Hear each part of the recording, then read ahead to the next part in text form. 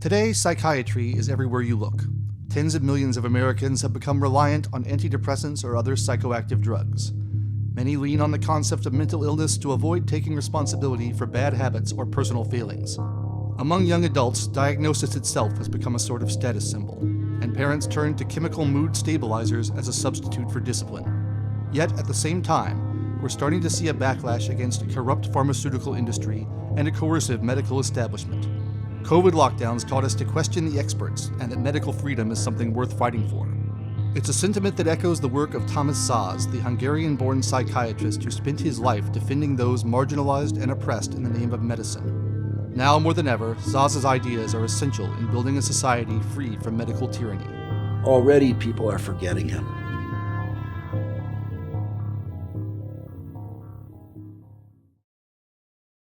My name is Jeffrey A. Schaler. I'm a psychologist and retired professor at American University and Johns Hopkins University. I continue to have a private practice in existential psychoanalysis for over 50 years.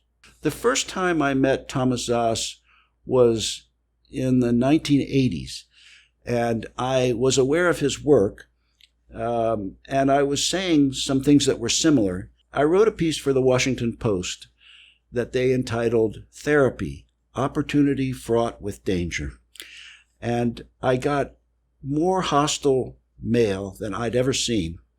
And people were just furious with me because I dared to criticize psychotherapy, psychotherapists, psychiatry, etc.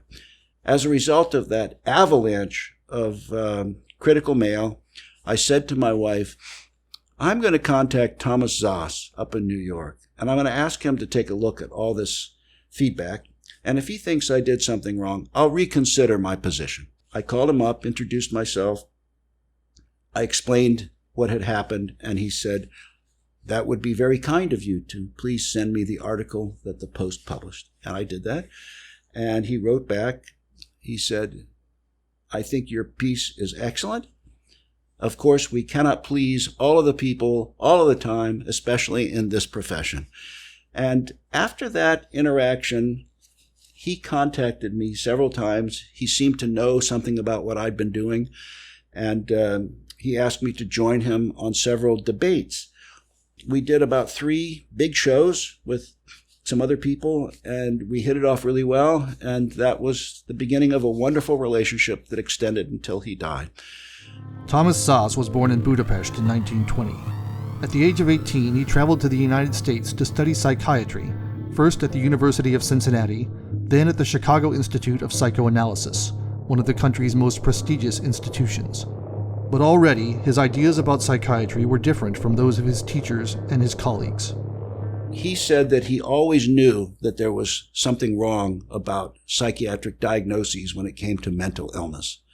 And as he used to say, he was always curious about what was under the hood, in the sense that how did this engine called a human being actually function?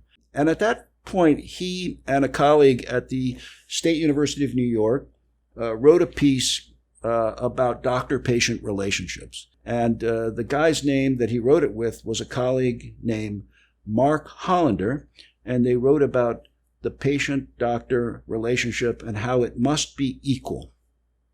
And what they criticized was the basis upon which doctors and patients were forced into a relationship where the doctor had a superior position. And he was very critical of that. Over the course of his career, Szasz would write 24 books and more than 600 articles.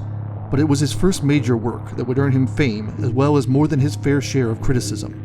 The provocatively titled The Myth of Mental Illness first appeared in 1961, and the ensuing shockwaves it sent through the field of psychiatry almost got him fired from his position as a tenured professor at the State University of New York at Syracuse.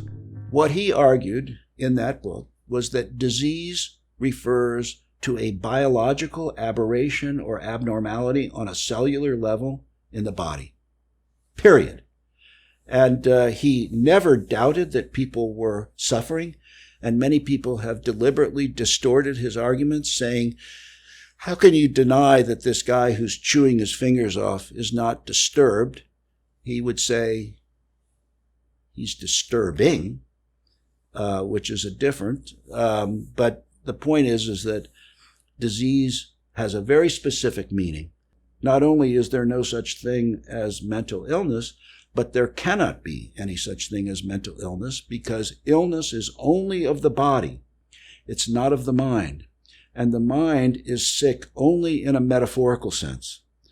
Well, this turned the whole world of psychiatry on its head. It was a profound point, and as a result, many people agreed with him, and there was a movement on. He established something called the Association to Abolish Involuntary Psychiatry.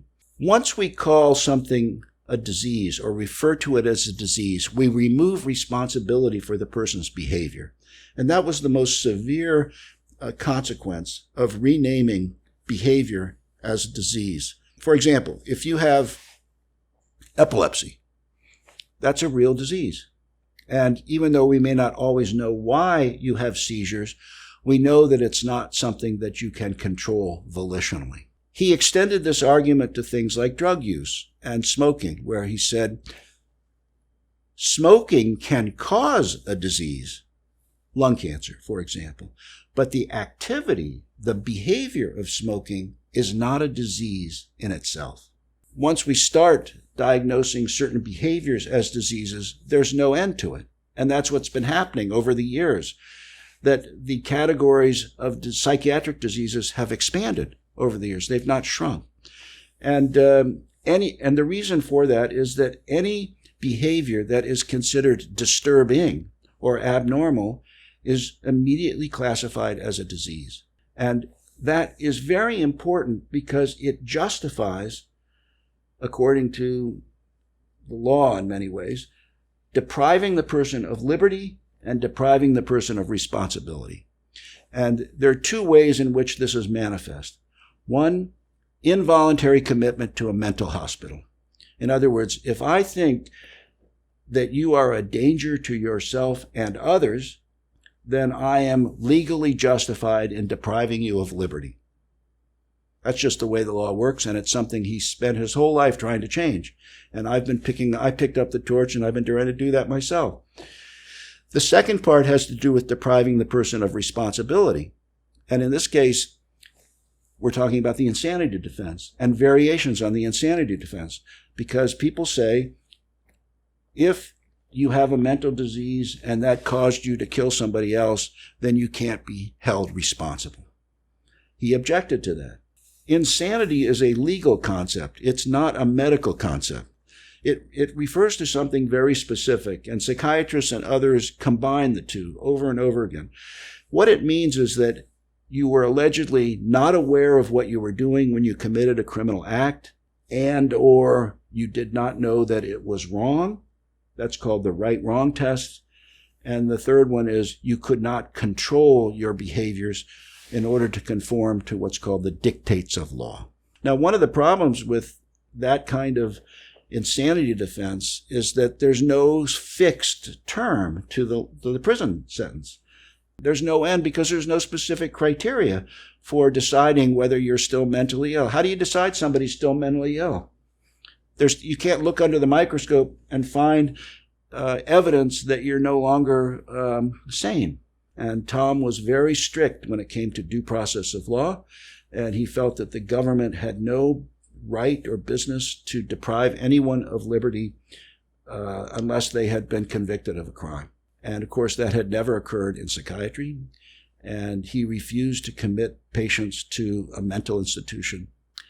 When it comes to involuntary commitment, some psychiatrists that I've argued with have said they can tell who is going to harm somebody else or themselves.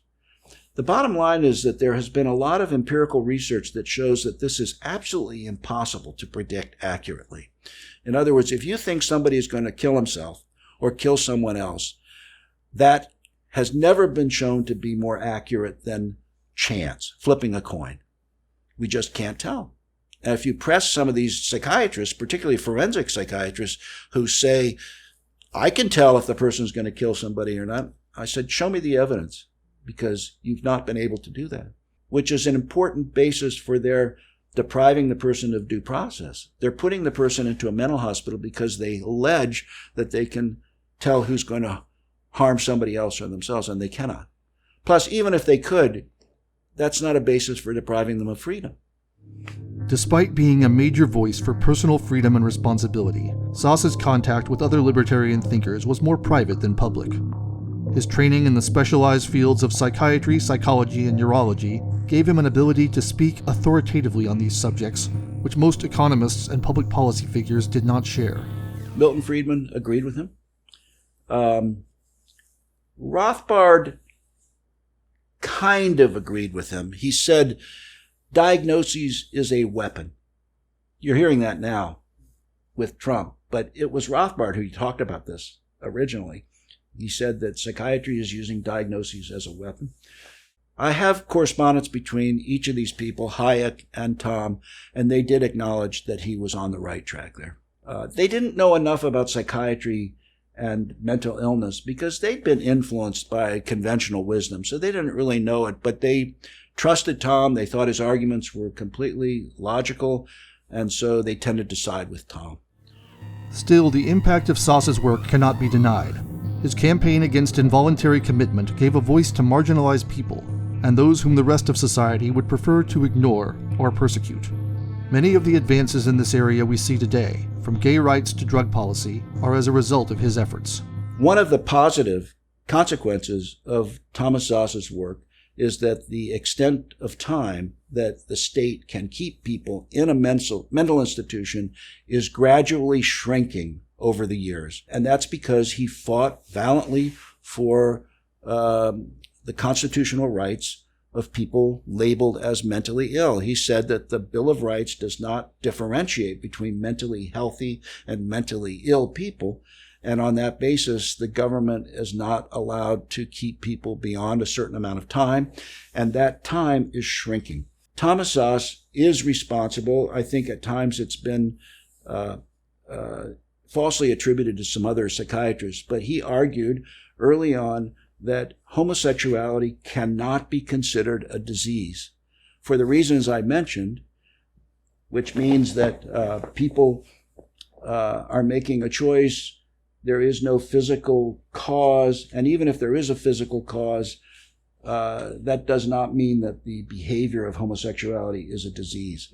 So he really is single-handedly responsible for protecting the rights of gay people. You cannot deprive them of liberty because you think that's a disease. And it was considered a disease.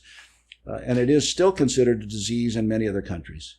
It's terrible what is done in the name of psychiatry towards people who are gay. There were many fields that Tom had a very big impact on. Another one was drug policy. Tom believed in the complete and absolute repeal of all drug prohibition. That he and I both were opposed to the medicalization of marijuana.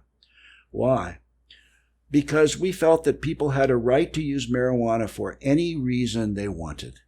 And it should not be done on the basis of what a doctor said was legitimate. That was a medical process. And he said doctors are not necessarily experts on who wants or needs it. But what happened as a result of doctors getting involved is that all these new diseases were created that allegedly required marijuana. And he and I knew that that was not sound thinking.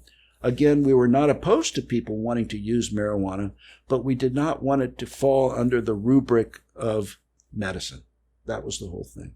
Basically, I took some of his ideas and ran with them farther than he did, and I presented all these in my book, Addiction is a Choice, which came out in 2000.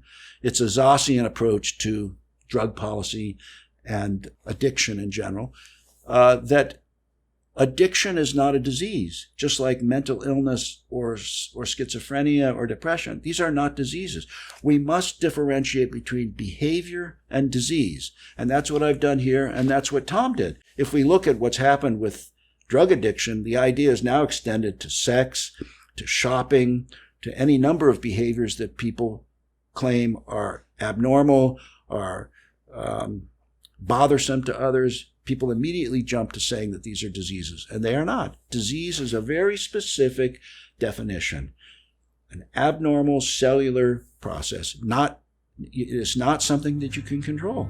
It is not surprising that someone like Thomas Szasz, with ideas far outside the mainstream, is routinely misrepresented and misunderstood. His critics have accused him of causing a crisis of homelessness among the mentally ill, or of trying to take away access to treatments that help people. Some, like the Church of Scientology, have claimed Szasz as an ally in a movement known as anti-psychiatry, which opposes therapy of any kind. Some people have been saying that Thomas Szasz's work is the basis of what has come to be called anti-psychiatry.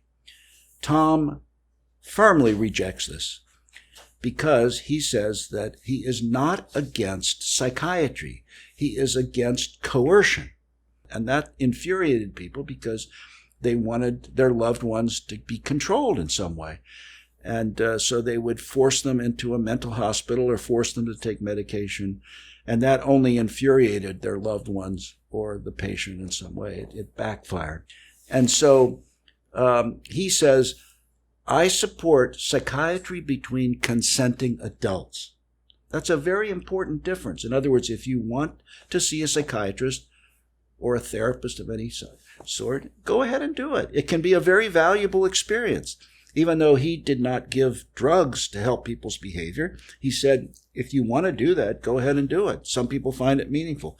He did not. He believed in talk therapy or talk analysis. He was not a Freudian, even though he was trained in that.